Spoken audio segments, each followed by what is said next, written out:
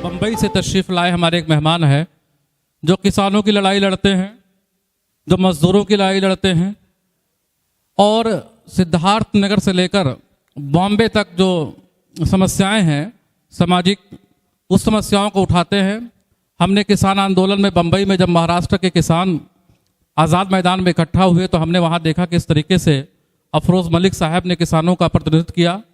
आप जय हो फाउंडेशन के अध्यक्ष हैं और सामाजिक सरोकार से जो जुड़े मुद्दे होते हैं उसको उठाते हैं। साथ ही जो पैनलिस्ट होते हैं ख़ास करके राष्ट्रीय चैनल पे, उस चैनल में भी आप एज ए पैनलिस्ट आते हैं। कई बार उनको हम लोगों ने कार्यक्रम में उनको सुना है और ये आज हमारे लिए फ़ख्र की बात है कि हमारे बीच वो खुद मौजूद हैं। उन्हें सुनने का मौका हमें और आपको एक बार फिर फराहम हो रहा है।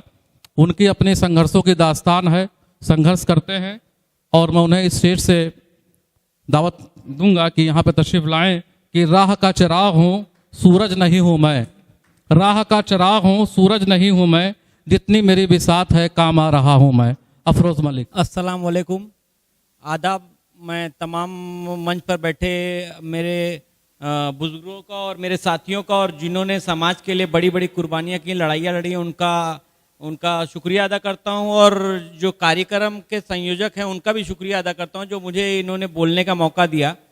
मैं बोलने से ज़्यादा सामाजिक लड़ाई में बिलीव करता हूँ और हो सकता है बोलने में मुझे इतनी महारत नहीं है, मगर सामाजिक लड़ाइयों के बारे में, जिस मेरी उम्र के लगभग 2/3 हिस्से मैंने सामाजिक लड़ाइयों में गुजारे हैं। और मेरा टॉपिक है 1990 के बाद में जो देश की सियासत है वो। तो मैं खुले शब्दों में कहना चाहता हूं कि 1990 के बाद देश की तमाम पार्टियों को ऐसा नजर आने लगा कि अब देश में सामाजिक कार्यों की सियासत को छोड़कर एक और तरीके की सियासत शुरू होनी चाहिए और उन्होंने की।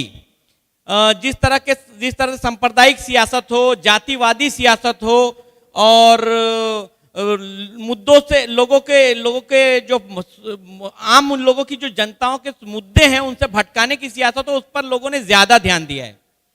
और 1990 के बाद जो सियासत ने रंग बदला है तो आज तक उसकी रंग में कमी नहीं आई है। हम लोग जो सामाजिक लड़ाइयाँ लड़ते हैं, मैं जब पहली बार 2001 में नर्मदा बचाओ के आंदोलन में शामिल हुआ मेधाताई पाटकर के साथ, तो मैंने देखा कि किस तरह से आदिवासियों को जंगलों में और आदिवासियों की जमीनों को जिस तरह से उद्योगपतियों के लिए सरकारें खाली करा रही हैं और उनको बिना मुआवजा दिए, तो मुझे ऐसा लगता था कि शायद एक ही जगह पे एक ही समाज को दबाया जा रहा है।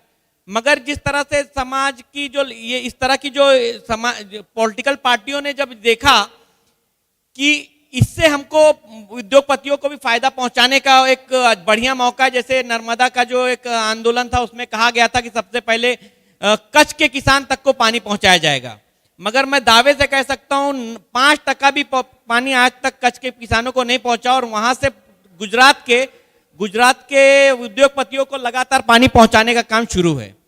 उसके बाद एक नया समीकरण शुरू हुआ, राम मंदिर का एक मुद्दा उठाया गया सियासत में, क्योंकि जो विपक्षी पार्टियां थी उनको समझ नहीं आ रहा था कि कई सालों तक इस तरह के मुद्दे उठाने के बाद जब वो सरवाइव नहीं कर पा रही थी तो उन्होंने धार्मिक मुद्दों को उठाया। धार्मिक मुद्दों को उठाने के बाद उन्होंने देश में एक तरह का एक माहौल बनाया, धार्मिक माहौल। आज पॉलिटिकल पार्टियां भी मजबूर हैं और मैं देखता हूं कि वो कैंडिडेट चुनने के वक्त जातीय समीकरण, धार्मिक समीकरण को बहुत ध्यान में रखती हैं।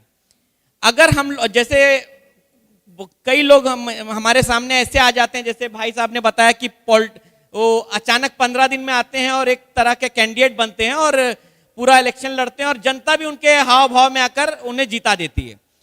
और जनता ने कैसा मिजाज बना लिया है कि जैसे कि मैं नाम लेके कहना चाहूंगा, जरूरत है कि पाल साहब जब कांग्रेस में थे तो सेकुलर थे, अचानक बीजेपी में गए तो कम्युनल नजर आने लगे लोगों को। मैं अपने मुसलमान माइनॉरिटीज के लोगों को यह बात कहना चाहता हूं कि व्यक्ति कम्युनल होता है।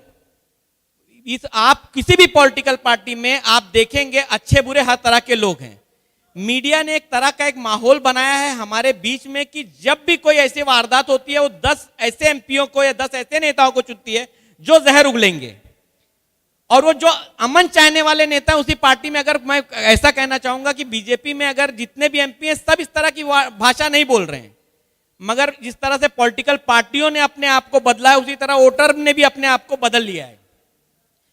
तो इस जो हालात बदले हैं उसका जिम्मेदार सिर्फ पॉलिटिकल पार्टियां नहीं हैं, वोटर भी, हम लोग भी उसके जिम्मेदार हैं। हम लोग जब किसी जगह पे जाते हैं, कोई सामाजिक मुद्दा उठता है तो नजर आता है कि पॉलिटिकल पार्टियों के जो लीडर होते हैं उनके हिसाब से वहां के लोकल मामले तय होते हैं। जैसे मेरे ऊपर 88 केस नर्मदा में डाला गया, मगर जब एक लोकल पॉलिटिशियन आया जो बड़वानी का था, उसने 88 के 88 केस हमारे उठवा लिए। उसमें मुझे कभी कोर्ट जाने का वक्त भी नहीं देना पड़ा, क्योंकि वो नेता अच्छा था, वो समझ रहा था कि हमारी लड़ाई अब हमारी खुद के लिए नहीं है, हमारी लड़ाई आदिवासियों की जमीनों के लिए, हमारी लड़ाई जिनकी जमीनें डैम के हाइट बढ़ाने में जा रही है उनके लिए है। तो अगर हम लोग ने अगर नेता बेहतर चुना तो मुझे पूरी उम्मीद है कि देश में बदलाव होगा, और देश में अच्छे लोगों के चुने जाने के बाद हमारी आवाज को पार्लियामेंट तक उठाया जाएगा। जैसे एक बात कहा कि आज पूरा पुलवामा ही एक मुद्दा है देश में, अभिनंदन जी के वापस आना ही देश में एक मुद्दा है, बेरोजगारी मुद्दा नहीं रहा, किसान की आत्महत्या मुद्दा नहीं रहा, और भी भ्रष्टाचार मुद्दा नहीं रहा। इसके जो भी और बेसिक मुद्दे थे उसे हमें भुलाकर हमारे ध्यान में डाल दी गई है कि बस मुद्दा है तो पुलवामा है, मुद्दा है तो अभिनंदन की वापसी है, मुद्दा है तो मोदी जी ने ये किया है, कांग्रेस ने वो किया है, बस मुद्दा यही है। इमरान खान डर गए, और इमरान खान के डरने ना डरने से हमारी सेहत पे कोई फर्क नहीं पड़े, हम क्या कर रहे हैं उससे हमारी सेहत पे फर्क पड़ेगा। क्या हम लोग इसलिए लड़ाई लड़ रहे हैं पाकिस्तान से कि सिर्फ इमरान खान डर जाएं, एक स्पीच दे दें इसलिए? क्या हम लोग को यह ख्याल नहीं है कि 40-44 जो हमारे जवान मारे गए उनके घर में क्या स्थितियां होंगी? मैं पूछ रहा हूं, मीडिया ने अभिनंदन जी के रिटर्न आने के बाद कभी किसी 44 जवानों की फैमिली के बारे में नहीं बताया कि उसकी स्थिति क्या है। तो इस तरह से हम लोग को, हमारा भी मिजाज बन चुका है कि अब एक नया मुद्दा आया, अब उस पर चर्चा करेंगे, 15 दिन के बाद दूसरा एक नया मुद्दा आ जाएगा, उस पर चर्चा करेंगे। तो 1990 के बाद सियासी दलों की जो नीतियां बदली हैं, तो वोटर के वोट देने की भी वैचारिक जो उनका विचार था वो भी बदला है। मैं यहाँ पे खुले एकदम स्पष्ट कह सकता हूं कि अगर मैं किसी से ये कहूं कि यहाँ पर माता प्रसाद पांडे जी भी मौजूद हैं हमारे बीच, बहुत पुराने नेता हैं, जब मैं छोटा था तब से देख रहा हूं कि लगातार मिनिस्टर रहे, और इन्होंने सामाजिक कार्यों में, और कभी भी इनके नाम के आगे ये नहीं लगा कि एक कोई कम्युनल इन्होंने जात धर्म और जाति के बारे में किसी से पूछा हो। मगर अगर एक मुसलमान खड़ा हो जाएगा तो मुझे पूरा यकीन है कि आदमी इनको भी भूल के ना उस मुसलमान के पीछे वोट देगा।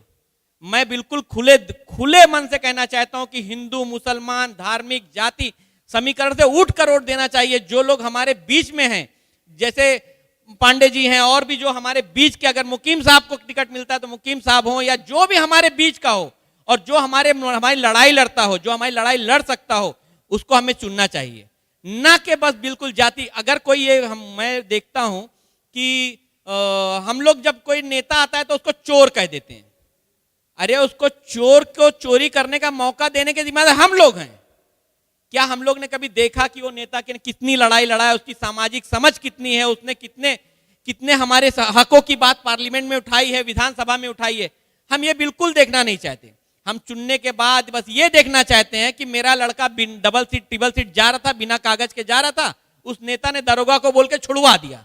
हमें वो नेता चाहिए, हमें वो नेता चाहिए। हमारा पेड़ काटने का कोई मामला है तो पेड़ काटने के मामले हमें बचा ले। हमें वो नेता चुनना चाहिए जो हमारी एजुकेशन को, और मैं लगातार देख रहा हूं किसानों के लिए कोई भी पॉलिसी और किसानों की बात करने के लिए कोई भी नजर नहीं आ रहा है नेता। हमारे जिले की मैं बात करूं, मैं बहुत दूर की बात नहीं करना चाहता। किसानों की हालत सुधारी जा सकती है, बहुत सारे एक्सपेरिमेंट हो रहे हैं। मैंने अपने गांव में, आपको 2-3 साल से, आज अगर इस वक्त कोई अगर कहे कि मैं खीरा मुझे खाना है तो मैं अपने खेत में से उसको खीरा खिला सकता हूं। अभी तक हमारे जिले के किसान ने कभी कोशिश नहीं की होगी कि बीज भी डाला जाए। तो किसान का अभी हमारे खीरे को 40 रुपए का रेट मिल रहा है जब हमारा किसान। तो इस तरह से बहुत सारी सहूलतें हैं। अगर नेताओं को हमें चाहिए कि वो हमारी ख्याल रखे, तो हमें उस तरह से नेता चुनने पड़ेंगे।